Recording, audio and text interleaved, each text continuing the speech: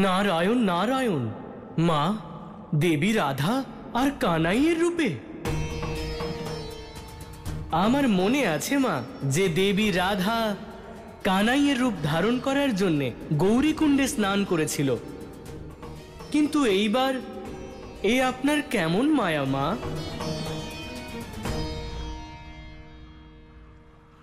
দেবর্ষি, এই বর প্রদান তো স্বয়ং কানাই রাধাকে দিয়েছে।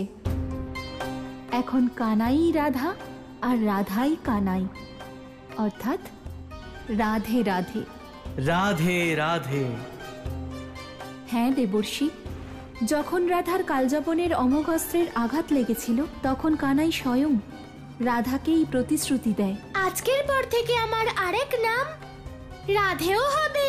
রাধে রাধে রাধে রাধে রাধে রাধে রাধে রাধে। এই কারণেই দেবর্ষি, এখন কানাই আর রাধা একই,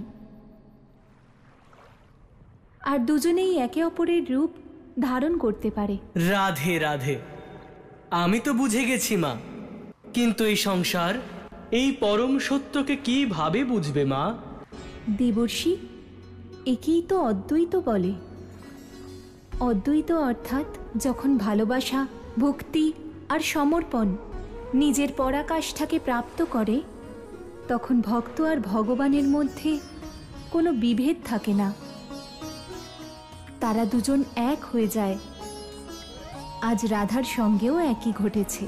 সে তার সম্পূর্ণ ভক্তি আর সমর্পণ দ্বারা কানাইয়ের হয়ে গেছে। সত্য বলেছেন মা, সত্য বলেছেন।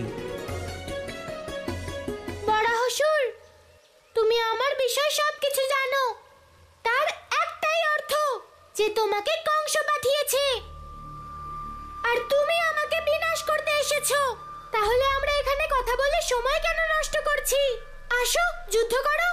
আমার তোমার সাথে যুদ্ধ করবার কোনো ইচ্ছা নেই, আর না আমার তোমাকে বিনাশ করবার কোনো প্রয়োজন আছে। কারণ আমি জানি যে তোমার বিনাশ কোনোভাবেই সম্ভব নয়। ভ্রমে আছে কংস, ভ্রমে আছে যেও তোমার বিনাশ করবে, কিন্তু আমি তো ভ্রমে নেই। তুমি আমার থেকে কি চাও? কিছুই না, আমার কোনো ইচ্ছা নেই। যদি তোমার কোনো ইচ্ছে না থাকে তাহলে আমাকে যেতে দাও। পরম অবতার শ্রীকৃষ্ণ, এ কোনো সাধারণ স্থান নয়। এ আমার মায়ালোক, হিরণ্যকপুর, যা স্বয়ং ব্রহ্মা বানিয়েছেন। হ্যাঁ, এখানে তুমি এসে তো গেছো, কারণ তুমি স্বয়ং বিষ্ণুর অবতার, কিন্তু এখান থেকে তুমি বাইরে যেতে পারবে না। বরাহসুর, সংসারে আমাকে কেউ আটকাতে পারে না, তাহলে তুমি আমায় কি করে বাধা দেবে? আমি নয়, বরং ব্রহ্মাদেবের তৈরি এই নগরী তোমাকে বাধা দেবে। এবার আমাকে আজ্ঞা দাও, পরম অবতার শ্রীকৃষ্ণ। এবার থেকে তুমি এখানেই থাকবে, নিজের গাভীদের সাথে বাঁশুরি বাজাও, মাখন খাবে, আনন্দ করবে। এবার আমি আসি, পরম অবতার শ্রীকৃষ্ণ। দাঁড়াও অসুর, দাঁড়াও, তুমি এমন ভাবে চলে যেতে পারো না, দাঁড়াও।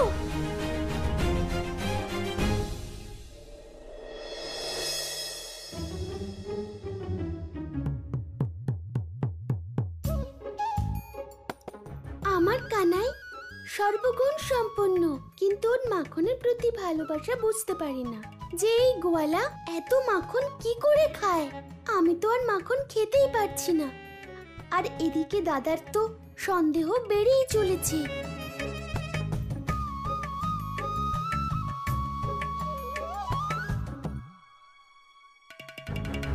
মাখন ভালোবাসে যে কানাই, তাকে দেখে মনে হচ্ছে না যে ওর এখন মাখন খাওয়ার ইচ্ছে আছে।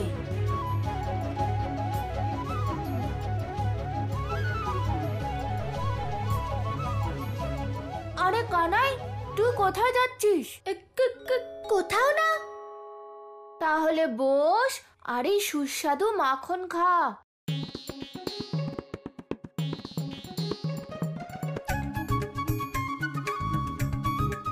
এত মাখন খেতে হবে, কি করে খাবো? কিন্তু দাদার সন্দেহ সত্যি প্রমাণিত হবার আগে আমাকে কিছু করতেই হবে।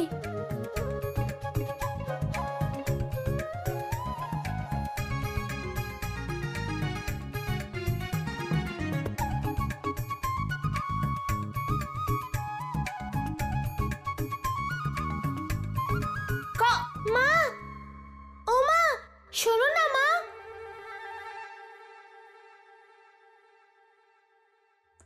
কানাই আর মাখন না খেয়েই চলে যাচ্ছে, এটা কি করে হতে পারে?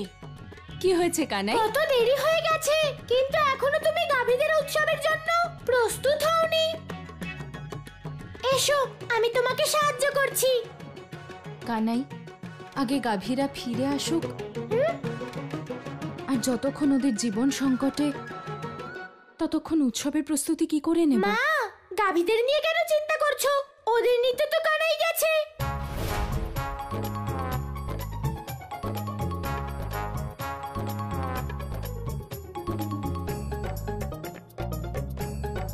কি বললি? বল বল, কানাই কোথায় গেছে? কোথায় গেছে কানাই? দাদা, আমি তো এখানেই। আমি আবার কোথায় যাব? না, আমি শুনেছি তুই এক্ষুনি বলেছিস যে কানাই কোথাও গেছে। দাদা, তুমি ভুল শুনেছো হয়তো। মা, তুমি কি কিছু শুনেছো? কানাই, তুই তো কত কি বলিস। শুনলে দাদা? না কাকি, ও এক্ষুনি বলেছে যে কানাই কোথাও গেছে। দাদা, কি হয়েছে তোমার? তোমার কি সন্দেহ হচ্ছে যে আমি এখানে নেই? না, সন্দেহ হচ্ছে না, কিন্তু কানাই তুই চল আমার সাথে, তোর সঙ্গে কিছু দরকারি কথা আছে। মনে হচ্ছে দাদা আজকে আমাকে ছাড়বে না, কিন্তু আমিও রাধা। শান্ত হন গাভী মায়েরা। যেমন আপনারা আপনাদের সন্তানদের জন্য চিন্তিত, তেমনি আমার মা আমার জন্য চিন্তা করছে। আর ওই বরাহসুর যাই বলুক, আমরা এখান থেকে অবশ্যই বের হব। এই মায়া থেকে বেরোনোর পথ আমাকে বরাহসুরই বলতে পারে। বরাহসুর, কোথায় তুমি? সামনে এসো, আমি তোমার সঙ্গে কথা বলতে চাই।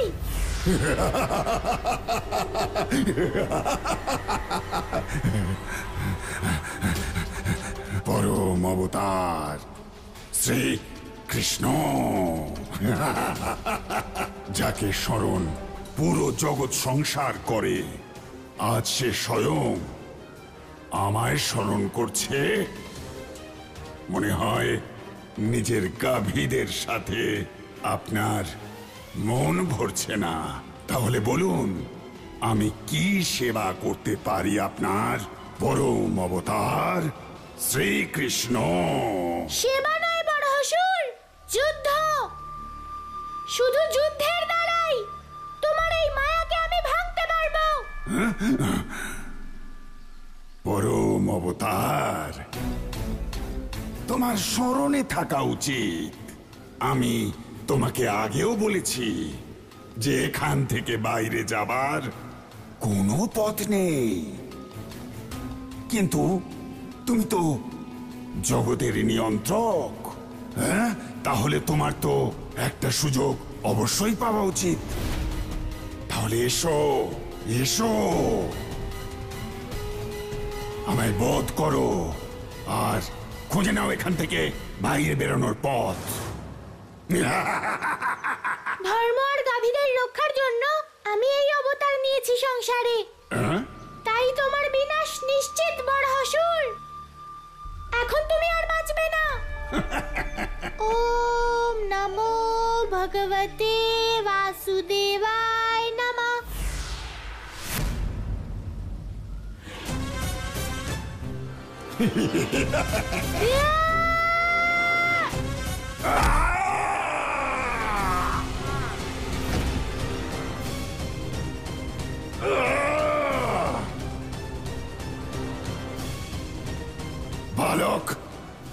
মারবে আমায়?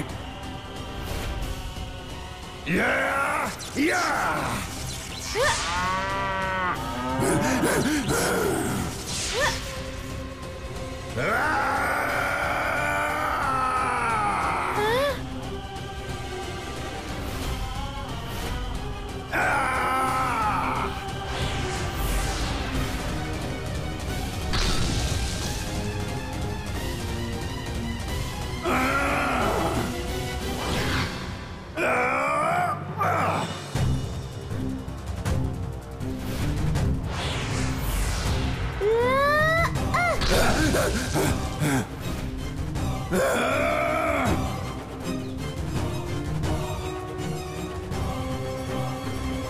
কানাই, কি হয়েছে?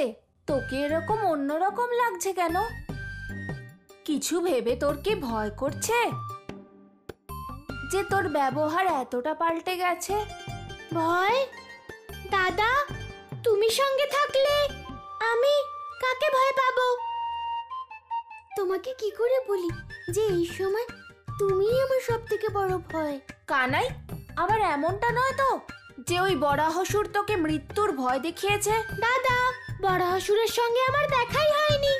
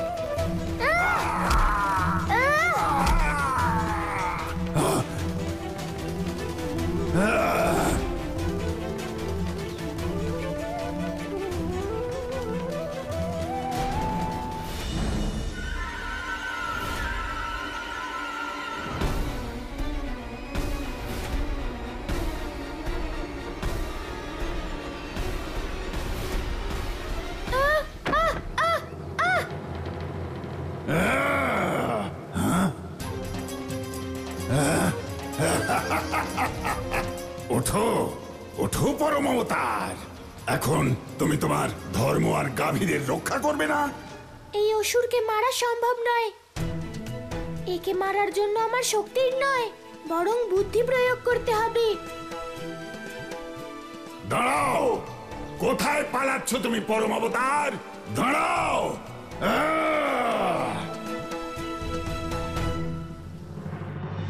নারায়ণ নারায়ণ। মা, এ কেমন অসুর যার ওপর আমার প্রভু পরম অবতার শ্রীকৃষ্ণের শক্তিরও কোনো প্রভাব পড়ছে না? দেবর্ষি, কানাই এই অসুরকে এই রূপে মারতে পারবে না। মারতে পারবে না? কিন্তু মা, অধর্মের বিনাশের জন্যই তো আমার প্রভু অবতীর্ণ হয়েছেন। তাহলে দেবর্ষি, বরাহসুর সেই অসুরের অংশ যাকে বধ করার জন্য প্রভু স্বয়ং বরাহ অবতার ধারণ করেছিলেন।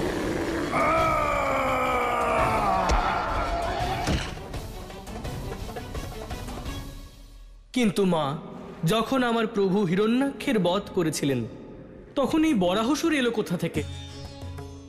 যে সময় হিরণ্যাক্ষ বধ হয় সেই সময় গুরু শুক্রাচার্য নিজের তপস্যা দ্বারা সঞ্জীবনী বিদ্যা প্রাপ্ত করেছিলেন।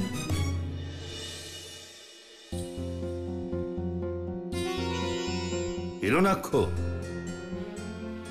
এই সেই মাটি যেখানে বিষ্ণু তোমাকে বিনাশ করেছিল। তোমার শরীরই এই মাটিতে পরিণত হয়েছে। আজ আমি মহাদেবের থেকে সঞ্জীবনী বিদ্যা প্রাপ্ত করেছি।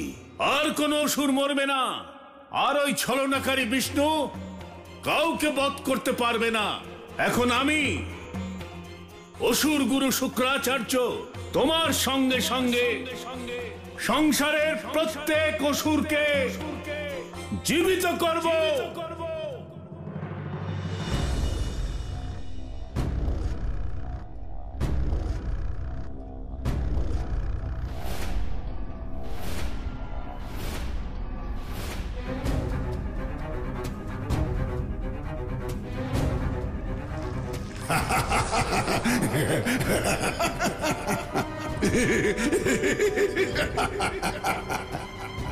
প্রণাম গুরুদেব, প্রণাম।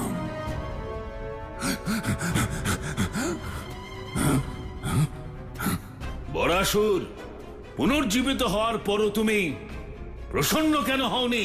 আপনি আমাকে পুনর্জীবিত তো করেছেন, কিন্তু কিন্তু ওই ছলনাকারী বিষ্ণু, ওই দেব হিতৈষী বিষ্ণু আমায় আবার বধ করে দেবে গুরুদেব। আপনি এমন কিছু করুন যাতে ও আমাকে বধ করতে না পারে। আর শুধু বিষ্ণু কেন, আমায় যাতে কেউ বধ করতে না পারে। বরাসুর, আমি তোমাকে বর প্রদান করছি, তুমি নিজেই তোমার মৃত্যুর কারণ হতে পারো। এছাড়া অন্য কেউ তোমাকে বধ করতে পারবে না। নারায়ণ নারায়ণ। মা, তাহলে এই বরাহসুরের বিনাশ কিভাবে হবে? তা নির্ধারণ কেবল পরমাবতার শ্রীকৃষ্ণই করতে পারেন দেবর্ষি। সত্য বলেছেন মা, সত্য বলেছেন। কানাই, দেখ, আমি কিন্তু ঘুরিয়ে ফিরিয়ে কথা বলতে পারি না, কিন্তু অসুরেরা ছদ্মবেশী হয়। ওরা যে কারোর রূপ ধরে নিতে পারে। সেই জন্য তোর জন্য চিন্তা হচ্ছে কানাই। দাদা, তুমিও না কি ধরনের চিন্তা করতে থাকো? সেই অসুর মূর্খ হবে যে আমার রূপ ধারণ করে তোমার সামনে আসবে। হ্যাঁ, সেটা তো ঠিকই, কিন্তু আমার এটা কেন মনে হচ্ছে যে... দাদা, আমার মনে হয় অসুরদের বিষয়ে ভাবতে ভাবতে তোমার মন সন্দেহবাতিক হয়ে গেছে। আজ আমার উপর, কাল মায়ের উপর, পরশু বাবার উপর, তারপর তুমি বাকি সবাইয়ের মধ্যে অসুর দেখতে পাবে। তাহলে আমি কি করব কানাই? দাদা, যদি তুমি আমার কথা শোনো তাহলে কিছুদিনের জন্য অসুর মারা ছেড়ে দাও, অসুরদের বিষয়ে ভাবাও ছেড়ে দাও, নিজের মুগুরের দিকে তাকিও না, আর ব্যায়াম করার বিষয়ে ভুলেই যাও। তোমার সব সন্দেহ এমনি এমনি দূরে চলে যাবে। ঠিক আছে দাদা?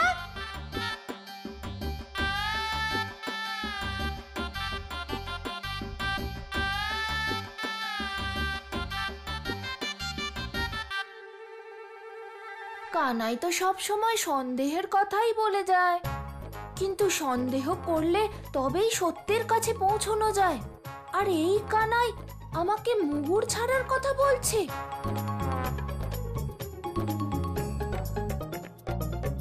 আমি মুগুর ছেড়ে দিলে তো কেবল কোনো অসুরই লাভবান হতে পারে। মা, গাভীদের নিয়ে কেন চিন্তা করছো?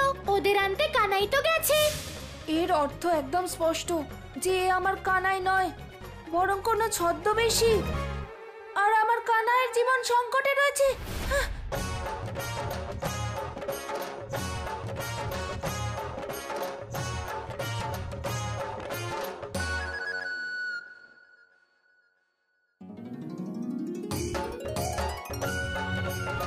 কোথায় লুকিয়ে আছিস ছদ্মবেশী?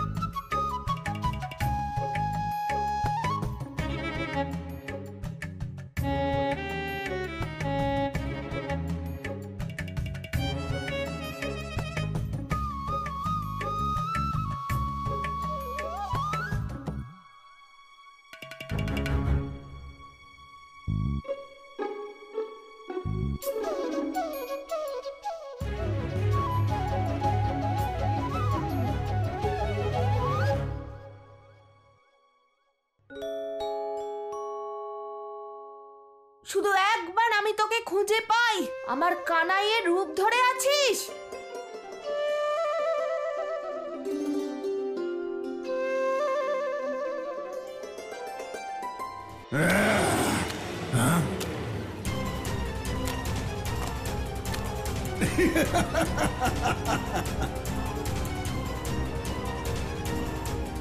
এবার কি করবে পরম অবতার শ্রীকৃষ্ণ?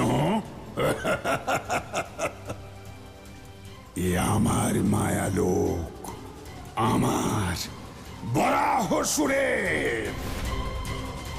এখান থেকে কোনো মানুষ বা দেবতা বাইরে যেতে পারে না।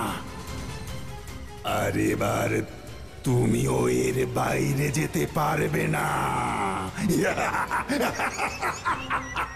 এটা তোমার ভ্রম। এই সংসারে প্রত্যেকটা সংকটের আর সমস্যার সমাধান আছে। না পরম অবতার, না। এই কাদামাটির আর আমার কোনো সমাধান নেই, কোনো সমাধান নেই। কেননা আমার বিনাশ তো শুধু আমি করতে পারি। বিষ্ণুর অবতার স্মরণ করো। এই কাদামাটি আমি সেই হিরণ্যক্ষের অংশ, যাকে বিনাশ তুমি করেছিলে। আর আজ এখানে তোমারও বিনাশ হবে, বিনাশ হবে তোমার। আজ আমাকে বরাহসুরকে তার রূপেই মারতে হবে। আজ আমাকে পুনরায় আমার বরাহ রূপকে জাগ্রত করতে হবে।